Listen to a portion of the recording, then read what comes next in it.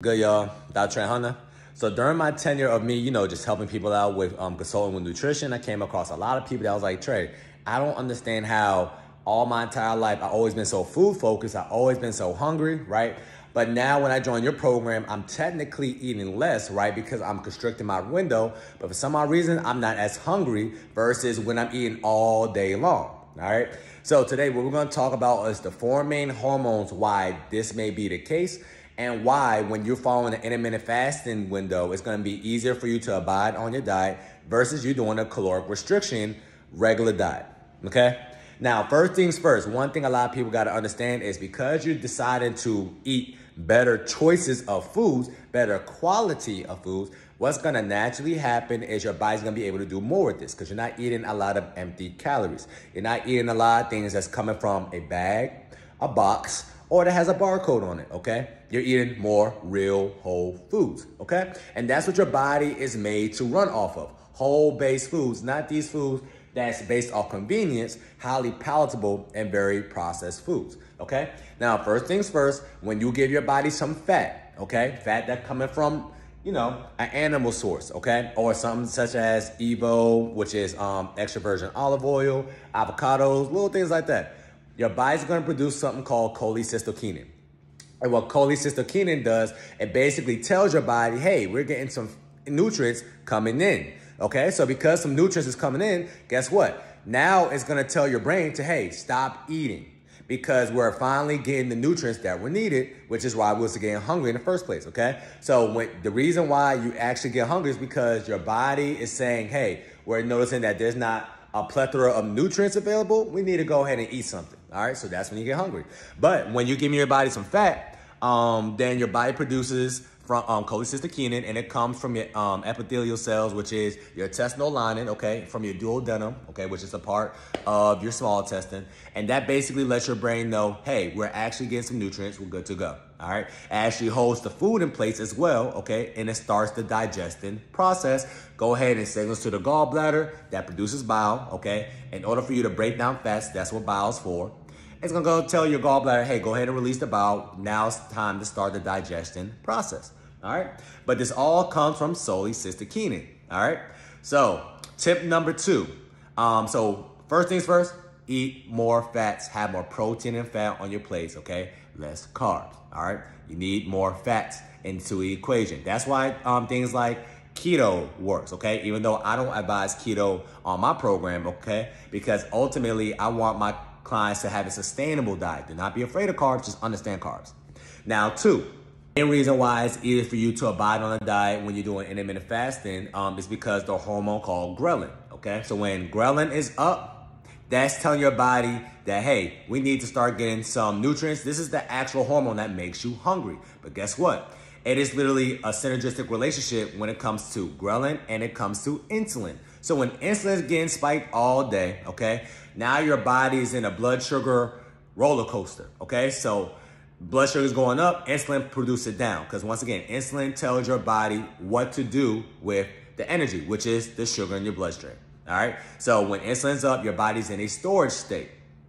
Now, when ghrelin is being up, that's your body letting you know that, hey, we need to get some energy. And usually ghrelin goes up when you're eating a lot of carbohydrate-based foods. Why? Because you're not giving your body any nutrients. Okay, you're eating a lot of empty calories, especially if you're eating nothing but Doritos and Lucky Charms and Belvita cookies all day. It's a total difference between you eating carbs from asparagus and spinach versus you having a whole lot of carbs with Doritos and Cheetos. Two totally different things, all right? So what you need to do is stop spiking your insulin levels, okay? Because if you stop spiking your insulin, naturally your ghrelin levels are gonna be a little bit more stable. And how do you stop spiking your insulin levels? So 2 things spike your insulin throughout the macronutrient tree, which is protein, fat, and carbs. Protein spikes your insulin levels, okay? Moderate, so let's say about 50%. Carbohydrates spike your insulin levels the most, okay? So let's say about 90 to 100%. Fat barely spikes your insulin levels. So you can have a lot of fat. That's why, once again, the ketogenic diet came about because they're like, okay, well, if we're not spiking your insulin levels, your blood sugar is going to be a little bit more stable. Simple. right? But also the same thing apply with protein, okay? Your protein is going to spike your insulin, but it's not going to be too crazy where you're getting knocked out of ketosis. Now, if you're having a whole lot of carbs, it's two totally different things.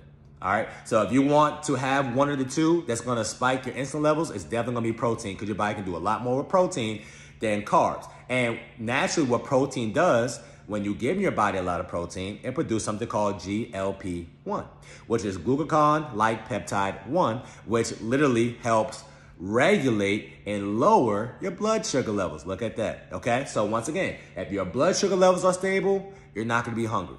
Okay, because your body likes homeostasis. Once your blood sugar levels is doing a whole lot of this, then you're going to get a little bit more hungrier, because your brain is starting to think that we're starving.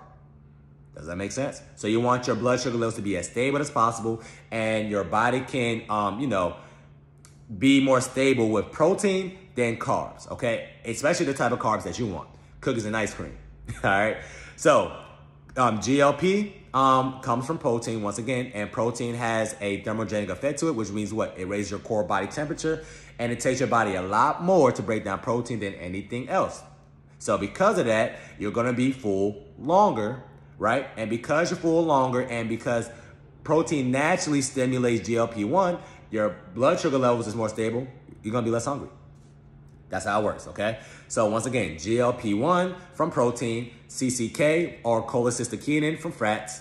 Tip number 3, you're eating more fiber when you're on a low carb diet, okay? So fiber or those veggies is gonna give you more volume to your meal, okay? So once again, do not be afraid of carbs. You're having carbs from asparagus, watercress, Brussels sprouts, spinach. It's totally different from you having carbs from mashed potatoes, sweet potatoes, beans, and legumes. Totally different things. Bread, all right? Rice. So if you're having more fiber, okay, then what's going to happen is your body is not able to really break down fiber, okay? But what fiber does, it literally feeds your gut microbiome, okay? Your gut microbiome is basically a bacteria that lives in your gut that actually can produce some things called SCFAs, which is short-chain fatty acids, that helps regulate and help produce energy for your body. Believe it or not, about 20 to 30% of your body for you to do any type of movements, for me to move my hands, for me to actually speak, comes from your gut microbiome, okay? So we have a synergistic relationship with our gut microbiome, and we actually need this, so you need to take care of this. That's why you have things called probiotics,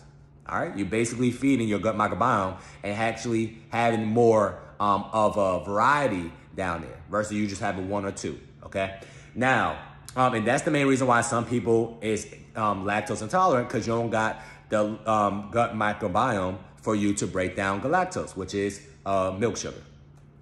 Now, when you give your body a lot of fiber, your body's producing butyrate and propionate. And what these two things do, and guess what? It lowers your blood sugar levels. So as you can see, everything's about homeostasis. If you lower your blood sugar levels, if your blood sugar levels are a little bit more stable, you're good to go.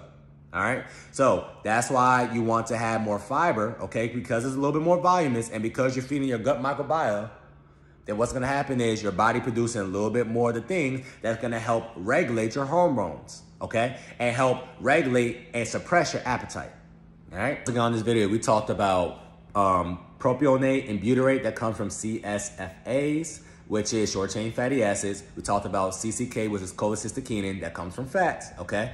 We also talked about GLP-1, which comes from protein, okay? And naturally, protein and fats come together, all right? So have more real whole foods, less things, once again, that is made in a lab somewhere. All right. I've never seen a bread tree before. Never seen a fruity pebble bush before. I'm going to keep saying that so you understand that it's about eating more whole foods that your body can do something with. Okay. It got more nutrients. It got more micronutrients, little things like that. Last but not least is leptin. Okay. So when leptin, is basically a hormone that's excreted from your fat cells, believe it or not, your fat cells is not just there to store. It's actually an endocrine gland, which means what? It produces its own set of hormones, okay? Now, when you're actually satiated, your body produces something called leptin, and it literally lets your brain know that, hey, we're good to go, all right? But if you actually start to get into a less metabolic state or unhealthy metabolic state, and you have a lot more fat cells on your body, then once they all start to excrete this thing called leptin, trying to let your body know that, or your brain know that it's full, your brain can start to become leptin resistant, which means what? It bypasses that signal and is going to tell you to eat more because we're not thinking we're full. okay? But this all stems from what? The types of food that you're giving your body, all right? So you need to give your body more of the things that can actually do something with proteins and fats, which is gonna stimulate a lot of hormones to let your brain know that, hey, we're actually eating, versus you eating a lot of things such as some M&Ms, right? And your brain, that's why you can eat some M&Ms. That's why, matter of fact, when you go to the movie theaters and you get the popcorn, if you're anything like me, you can eat the whole entire popcorn and you're still good. You still feel like you can eat some more. You can still eat some candy. You can go to 3 packs of M&Ms. Why? Because your brain is not picking up that you're actually eating. Make sense? First, you're eating something. Now I want you to try to eat 2 ribeyes. Try. Try to eat 2 chicken breasts back to back. You have no desire to do so. Why? Not because the chicken breast is nasty. It's because your brain is actually picking up that you're actually physically eating. Okay? So when you start eating more of the better things, then naturally you're going to start to realize that this program is going to get easier for you because you're not as hungry. Now you're just making choices when I want to eat, but you're not hungry. 2 totally different things. So now you're going to start to realize how food focused your day is, because a lot of people like to spend their day revolving around food. Hey, what time do I want to eat today? I want to eat at 12:15. I can't wait for my lunch break even though I'm not hungry. Little things like that. All right.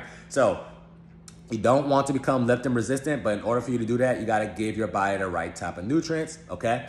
And once again, leptin is basically the thing that's going to tell your body that, hey, we're actually satiated and we're actually receiving this energy. And the energy is actually going to the fat cells. All right. Ghrelin is the thing that's going to tell your body, hey, we don't have no more energy in this bloodstream. We need to start making this person hungrier so we can start to receive some energy, okay? So when your body's start to produce some ghrelin, make sure you're giving your body the right type of things, okay? So hopefully y'all learned something today. Once again, the main 4 hormones is GLP-1 that comes from protein, glucagon-like peptide. CCK was cholecystokinin that comes from fats, okay? Leptin is also something that's come from the fat cells, but in order for leptin to be produced, you gotta give your body the right type of foods, protein and fat, whole foods. And last but not least, give your body some fiber, okay? And fiber comes from carbs that came from the earth, not things that came from a box or a barcode or a bag. All right, hopefully y'all learned something today. The natural reset tip of the day is gonna help you stay snatched all the time, no, it's sometime.